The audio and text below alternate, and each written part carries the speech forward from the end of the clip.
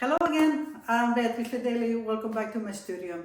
Today we're going to be doing something that I think is going to be fun. We're going to go from this to that. We're going to show you how to go for one of the paintings. We're going to be painting a cactus, this little fellow. And I'm going to show you what I see that most of the people struggle with, which it is putting the painting, leaving it to one point, and then call it done. While they still need to do the most important thing, which it is like get the values. Usually what is missing is the darks. So don't be scared of the dark and let's start painting. For today's video, I'm gonna show you how to take it from one, like from going from this to that. This is frisket, liquid masking or frisket. You put it in a brush and you apply it into the areas that you want to save your whites. You need to let it dry, and once it dries, then you can paint over it, and that way the white gets preserved. We will talk more about this and the different kinds, but for this little study, for this little cactus that we're going to be painting today, I'm going to do this into the pot to save all this design that is going to help us a lot to paint over. If we had to try to save this white, we can go bananas. So the aim of the exercise today is going to be to show you how we can do one painting, to go from a lovely painting to one that is more like finished. And we accomplish that by the values. A value and a color is referring to how dark or light the same color is. So one thing that I see in my classes a lot, my students doing is they're a little bit, I don't know why, but they're a little timid about going really dark. So they do the light values and they do the medium values, and they sort of forget to the dark. They don't pay much attention to the dark values.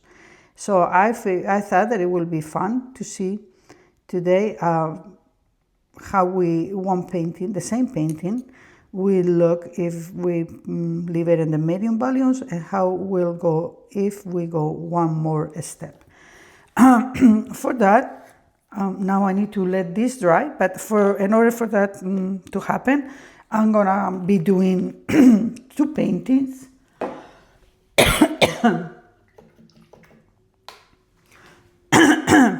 In order for that to happen, I'm gonna be painting the same painting twice. Now we're painting small, so I think that we can do it. Let's see. Green. This one here is going to be a cactus flower, so that will be done in a different color. Again, these are my underpainting, my light values that I'm doing. Let's see if I can get away with doing this one too. I think since they are kind of like the same color, I may be able to. So, primary yellow, I think I'm using the Hansa yellow light. And this is my from QR Colors, and this is my sap green from Winsor and Newton. It's a lovely color. So let's just have, instead of just a straight, let's just bring the green a little bit here to the edge too. Just get a little variation. It's always good. We bring it over here. We got one, let's just get the yellow, and two,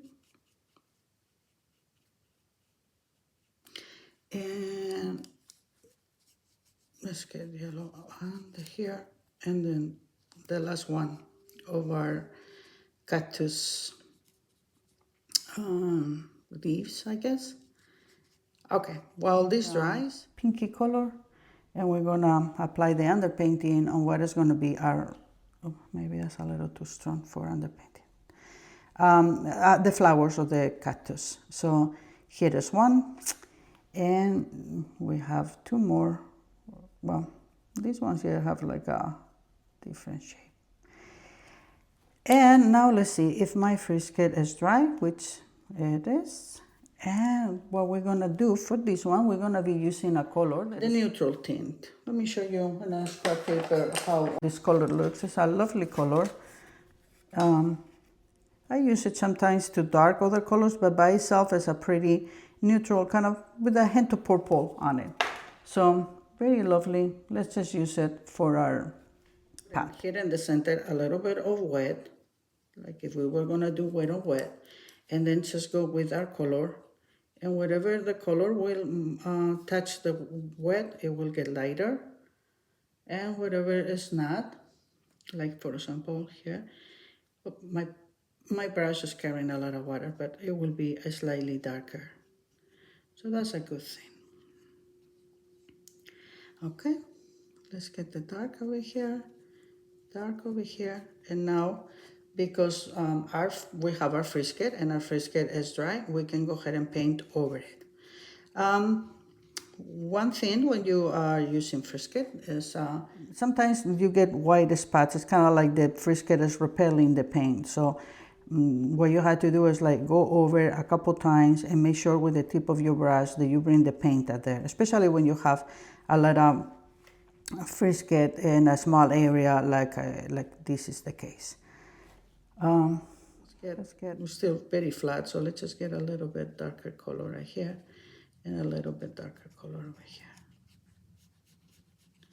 All right, and then if we finish with a white line of frisket, once we remove it, it's gonna be like the pot doesn't have a bottom, so I'm bringing my paint just a little bit here in the bottom so when we're removing it, this pot has a bottom. All right, we need to put a little bit of color. Let's bring this one here over there, but it will always be a little bit lighter. So we're gonna wait till this is dry before, otherwise this color and that color is gonna bleed. So let's just wait a little till that dries. Okay, so I've been working on two at the same time, so I can show you the before and after. They're pretty close. They're not identical because I am not a photocopy machine, but let's just put this over there and let's continue on this one. So this is the underpainting, fresh underpainting. We did it, it's done, it's dry. We can go ahead and move on to continue. We have a slightly white area here, so we're gonna use burnt sienna. The burnt sienna is from Winsor and Newton as well. And we're just gonna put a little bit of that kind of, the hint of the terracotta, and that way it makes the pot turn around. All right, so again, I'm having my primary yellow here, and I'm gonna do the same technique as I did before. I go with the lemon yellow, and then I'm gonna bring my sap green. You see, it's getting a little bit light and darker than before.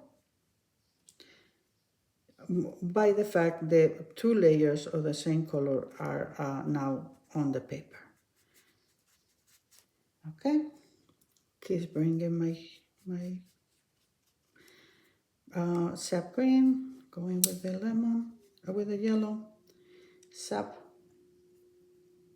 Let's get more water here, and then we do the sap green. And in this one, we brought it a little bit around so it wasn't all to have variation. And I go with the yellow over here. All right, let me speed up this process so that it's not all, you don't have to see it all the same.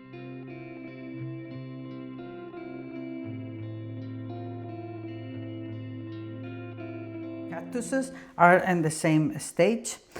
The majority of people, students right now will say, well, I got the light tones, I got the medium tones. Yes, I need dark tones, which is the third step. But what do? Then they come over here, put a little bit of the dark, then go with the water, to blend. And then to bring the dark over here, the blend. And then underneath, usually underneath the rim, is a dark, is a shadow, because the rims of the pots usually are thicker. So come with that, and then I said, okay, good. And then they go to dry, to darken a little bit, and a few places the cactus too. And they go, well, we got a little bit of a shadow here, so they come with the green, one with color, one with water, and they put another shadow over here. Again, they go with water, and darker here too. And we have one more to do, the one over here. Okay. This is a lovely painting, and this is how most, like I said, a student will leave it at. But what if we get it from this step, which was the same as before? We got the lights and the mediums, and now, is it dry? Yeah. And now we'll go, and then we bring our dark colors, and we make them darker this time. Okay, what do I mean by darker? I mean darker. Let's get the sap green darker. So I start bringing my dark color, pretty dark. This is my sap green with less water and more pigment. I come with only water, I blend. Again, I have the same dark, I bring it darker, you know, my value is the same color that I use, but my value is stronger.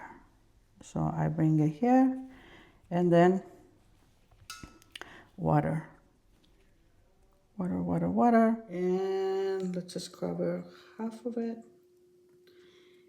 and this one here too. Okay, let's go with water. All right, I'm gonna continue to do this all the way till the very end. Okay, so now that we have all of our petals done, let's move to the pot. Again, I do the same technique that I did in the other one. I'm doing exactly the same 3 steps. I'm putting water. The only difference is that when I go now with my values, my paint is almost full strength. It's pretty dark and thick. So I'm bringing my darker color. I'm going with the water one, and I'm bringing it from there to where it's wet. Got wetness here, and I do the same thing.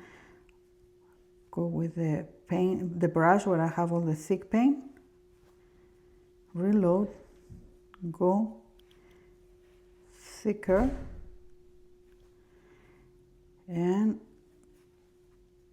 bring it in. Okay. Bring it in, and now it's too much between this and that. I have like dark and light, so what do I do? If I bring with this, I'm creating some of this color comes over here, and I'm creating my medium and a darker value. Just bringing the color over here. Have a little bit of light hitting here as well. Put a little bit of water and the same color. Because we say that it's darker under the rim, I go like that, and then bringing it through all the frisket. Try to stay straight. The frisket sometimes is bumpy. Do it on this edge as well. Darken that. Oh, and this one, we forgot to put the, well, we're gonna wait for this to dry. And while this dries a little bit, we'll go with the permanent rose. And we put dark circle over there, go with water, and bleed it out a little bit. And we're gonna do the same thing here. We put some in this edge, the dark, another one in this edge, and I go in with water. So that I have dark, medium, and now going in the opposite direction, I still have the light that I put on my original underpaintings. Let's just finish the top a little bit better. Darker, darker, medium, medium, light, light. You see how this, just by doing that, turn around? It's kind of like it has volume. We accomplish that by getting the values. All right, let's get some of the brown sienna over here and finish this painting. Brown sienna, brown sienna. A little bit of ground in here too. Some of the grays from the palette, and we're gonna put a little bit of that over here too.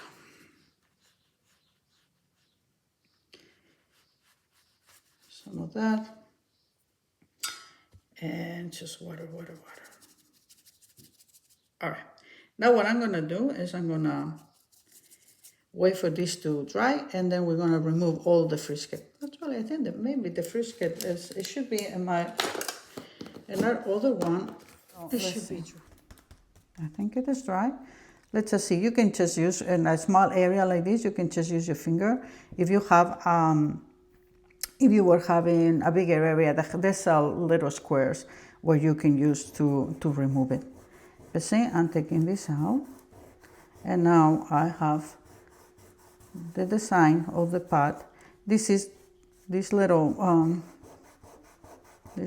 black things is the frisket remove. So if I put it over here. What I'm gonna do here, and I will do in the other one once it dries too, is now that it's dry, go with my ink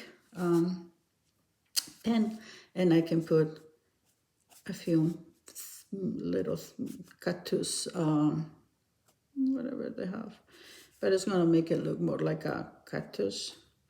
I'm not gonna fill all of this, you get the idea.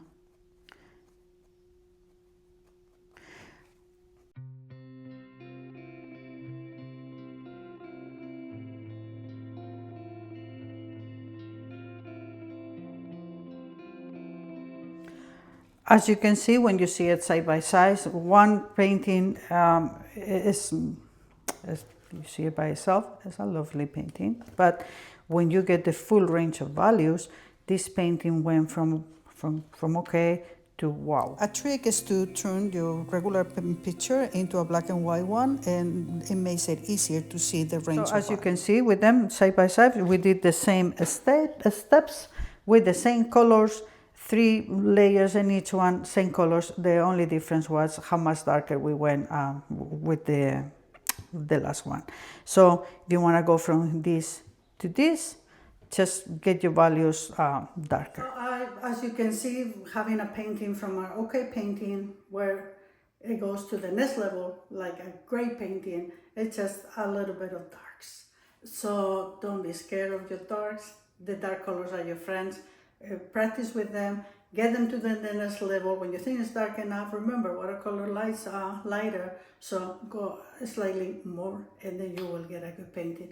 And remember the trick, you can always turn it into, take a photograph, and when your phone, put it into black and white, and you will see if you have a good range or not. That's a good trick to do. I'll see you in my next video.